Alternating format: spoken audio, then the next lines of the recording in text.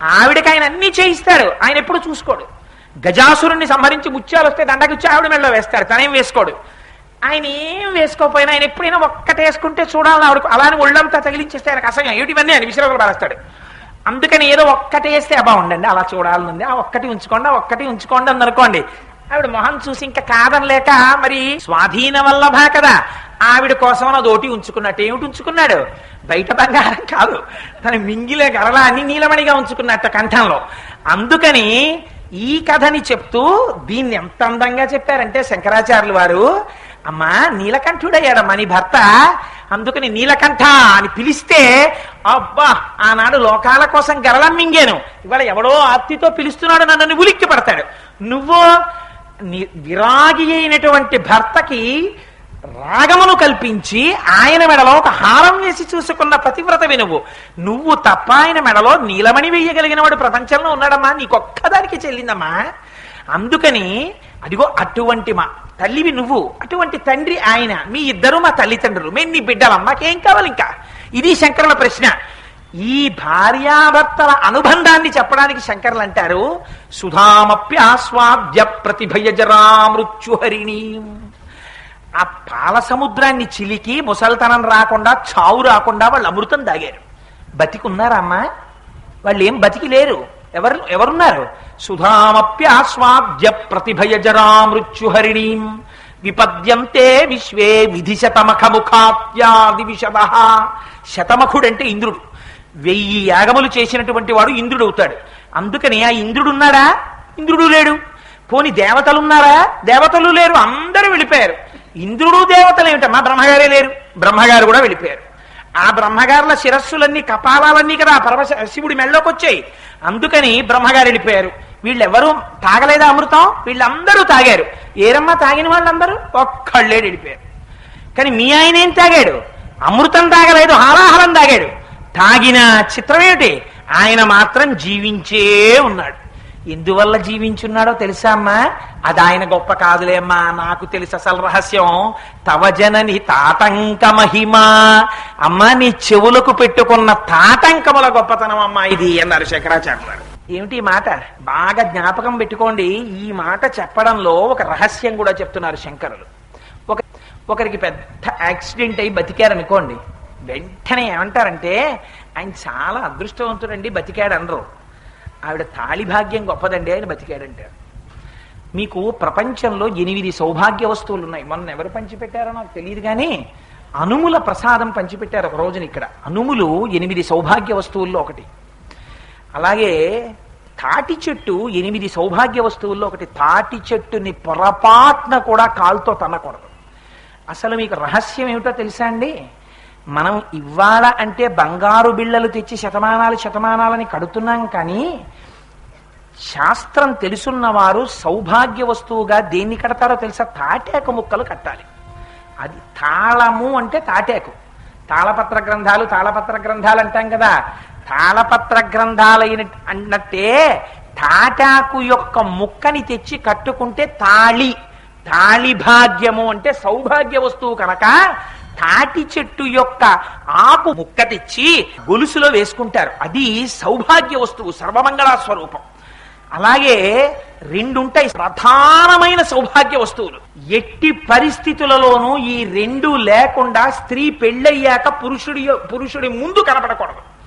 ఈ 2 ఒకటి సౌభాగ్య వస్తువైనటువంటి తాళి, రెండవది తాటంకము. తాటంకం అంటే ఏంటో తెలుసా అండి? లాగే తాడి, అందులోంచి అంకము అంటే గుర్తు. తాటాకుల చేత స్త్రీల యొక్క చెవులకి భూషింపబడిన ఆభరణము.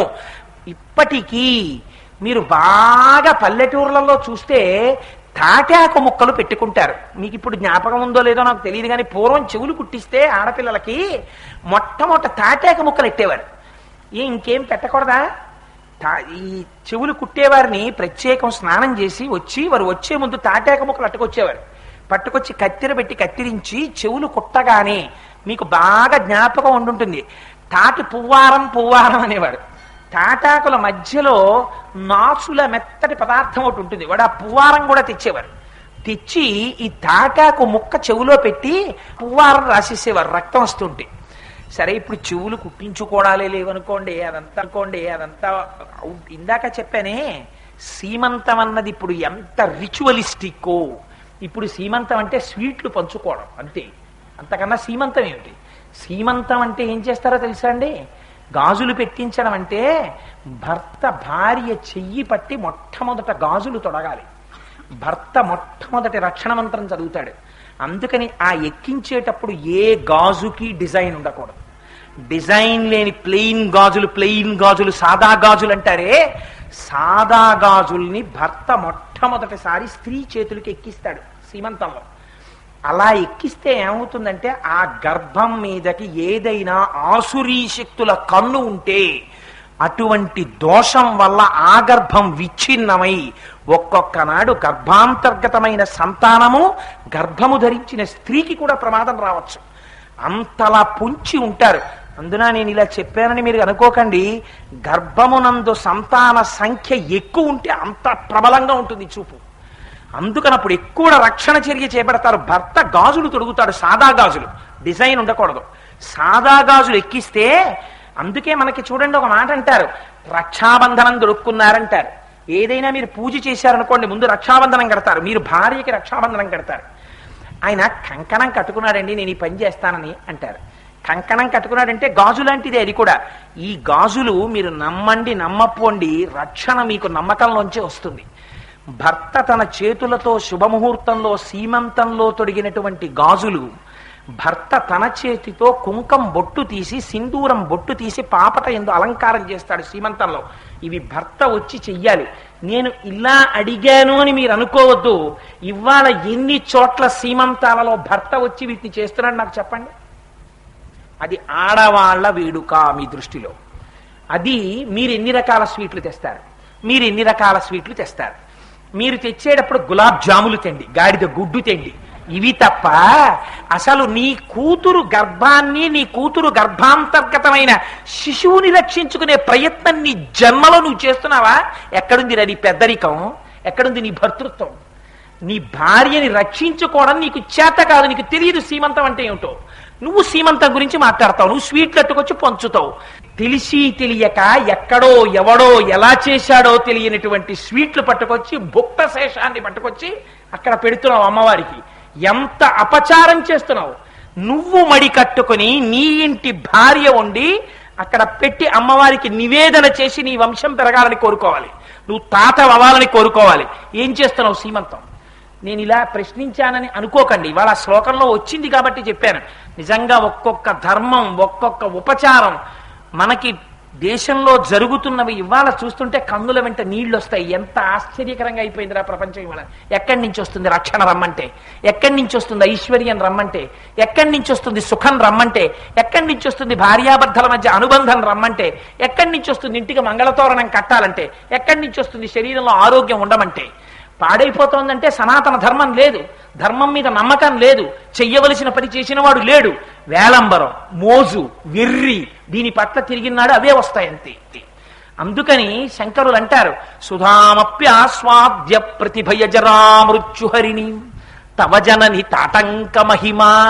అమ్మా, నీ చెవులకు పెట్టుకున్న తాటంకముల మహిమమ్మ ఇది. ఏమండి, ఆ తల్లి సమస్త జగములకు ఐశ్వర్యమునియ్యగలిగిన తల్లి. ఆ తల్లి తాటంకములు పెట్టుకోవడం ఏంటి? తాటంకములంటే మీరు గుర్తు పెట్టుకోండి, రెండు రకాలుగా పెట్టుకుంటారు. తాటంకమును చెవి కుట్టించినప్పుడు పెట్టుకుంటారు. తాటంకము చెవికి ఉంటే ఇలా నమస్కారం చెయ్యాలి. ఆవిడికి చెవులకి తాటాకు ఎట్టుకుందండి అని మీరు నవ్వారా, కట్టి కుడుపుతుంది అమ్మవారు ఆ తాటాకు. అందుకని చెవిలో తాటాకు కనపడితే ఇలా నమస్కారం చెయ్యాలి. నీకు ఐశ్వర్యం ఉందా? ఇంకో రకంగా చేయించడానికి వీల్లేదు, పద్మం చేయించమని చెప్పింది శాస్త్రం. చుట్టూ స్టట్స్ అంటమే రాళ్లు పొదిగి మధ్యలో పువ్వులో ఉన్న పద్మాల్ని ధరించాలి. ఎందుకని? పద్మం సౌభాగ్య వస్తువు, దాని పద్మములను చెవులకి ధరించమని చెప్పింది. అందుచేత తవజనని తాటంక మహిమ రెండే ప్రధానమైనవి సుమంగళీ తత్వంలో. మిగిలినవి లేవా? ఉన్నాయి. నల్లపూసలు దృష్టితీత, కాళ్ళకి పసుపు లక్ష్మీతత్వం, సిగలో పువ్వులు పాతివ్రత్యం, తాంబూల సంసేవనం పాతివ్రత్యం. కానీ తన భర్త బ్రతికి ఉన్నాడనడానికి గుర్తేమిటి? అందుకే వివాహంలో భర్త ఆవిడ మెడలో పసుపు తాడు మాత్రమే కడతాడు. అసలు ఇంకా యథార్థంగా మాట్లాడితే తాళిబొట్టుకి పసుపు తాడే, బంగారు గొలుసు దానికి ఉపయోగించమని అనలేదు. చంద్రశేఖర పరమాచార్యులంతటి మహాపురుషులు ఇవాళ తాళిబొట్టుకి బంగారు గొలుసులు వాడుతున్నారని బాధపడ్డారు. పసుపు తాడు వాడడమే శ్రేయోదాయకం. పసుపు తాడు కనీసం 16 రోజులు పండగ అయ్యేంత వరకు మెళ్ళో పసుపు తాడితో ఉన్నారా? ఆ విశుద్ధి చక్రం మీద పార్వతీ పరమేశ్వరుల పాద ద్వంద్వం మీద ముళ్ళు తగిలాయా? తరగని ఐదోతనం నిలబడుతుంది. సరే, అరణ్య రోదన ఇదో తాపత్రయం అంతే, ఒక పిచ్చి, ఒక వెర్రి అంతే, ఏదో చదివాం కాబట్టి ఆ సంతోషంతో చెప్పడం. సరే, ఏది కానివ్వండి, ఉండరా మహాపురుషులు ఎవరో ఉంటారు. సరే, దేని కొరకు చెప్పానంటే తవజనని తాటంక మహిమ, అమ్మవారి చెవులకు పెట్టుకున్న తాటంకములంత గొప్పవి. తాళిబొట్టు తాటంకము రెండు తాటాకుతోటే సంబంధం. ఇవి అలా అయినప్పుడు మరి శంకరాచార్యులు వారు, అమ్మ నీ తాళిబొట్టు గొప్పది అనకూడదా? పురుషుడు తాళిబొట్టు కట్టేటప్పుడు ఒక మాట అంటాడు, ఇది ఈ సూత్రము నీ మెడలో నేను కడుతున్నాను, ఈ సూత్రాన్ని మంగళసూత్రం అనే పిలుస్తారు. దాన్ని చేతికి కట్టకూడదా, కాలికి కట్టకూడదా, నడుముకి కట్టకూడదా, చెవికి కట్టకూడదా? కట్టరు, మెడలోనే కడతారు. 3 ముళ్ళు ఇక్కడే వేస్తారు. ఇవాళ మన దౌర్భాగ్యం ఎంతకి దిగజారిందంటే ఆ 3 ముళ్ళు వేసేటప్పుడు అక్కడ జరిగేటటువంటి మంత్రపూరితమైనటువంటి క్రతువు మీద మనకి శ్రద్ధ లేదు. వాడి మొహం ఇలా పెట్టి వాడు కట్టాలి, వీడియో వాడు ఉంటాడు పక్కన. నీ బతుకు దాని మీద ఆధారపడుందని నీకు తెలియదు. నీ మొహం అటు తిప్పి నువ్వు ఇక్కడ కట్టే ముడి వల్ల నీకొచ్చే నీ భార్య ఐదోతనం నిన్ను కాపాడుతుంది. నువ్వు ప్రతిజ్ఞ చేస్తున్నావు ఏమని, నేను కడుతున్నాను ఈ మంగళసూత్రాన్ని, ఆ మంగళసూత్రానికి నేను వేస్తున్నటువంటి 3 ముళ్లతో ఉన్న ఈ మంగళసూత్రము కంటే బద్మాను శుభగే తంజీవ శరదాం శతం, నీవు 100 సంవత్సరములు జీవించి ఉందువు కాక. నీ మెడలో ఈ మంగళసూత్రము ఎంత కాలమున్నదో అంత కాలము నేనున్నానని గుర్తు ప్రమాణం చేసి కడుతున్నారు. మీ ఆస్తిత్వం అంతా తాళ్ళలో ఉంది. ఎంత జాగ్రత్తగా వెయ్యాల ముడి, ఎంత భక్తితో వెయ్యాల ముడిని. అది మంగళసూత్రం సర్వమంగళాతత్వం అయ్యింది. దాని వంక చూస్తూ నమస్కరించి వెయ్యవలసినటువంటి ముడిని నీ మోహం అటు పెట్టి కడితే దాని పట్ల భక్తి, నీకు వీడియో పట్ల ఆకర్షణ. ఒకవేళ ఎవడన్నా పాపం మంచివాడుండి ముళ్ళు కడుతున్నా అక్క చెల్లెళ్ళు, అదొక గొప్ప సంతోషం. అక్క చెల్లెళ్ళు వేదిక మీద ఉండాలి. ఉండి వీడి మొహాన్ని పట్టుకుని ఇలా ఆసిలేషన్ ఫ్యాన్ తిరగకపోతే ఇలా తిప్పేసినట్టు వాడి మొహాన్ని ఇలా తిప్పేయరు. వాడిని పాపం అటు చూసి కట్టనిస్తారా? ఎక్కడి నుంచి వస్తుంది మంత్రముల చేత ఫలితం రమ్మంటే? అందుకని అదిగో తాళిబుట్టంత గొప్పది.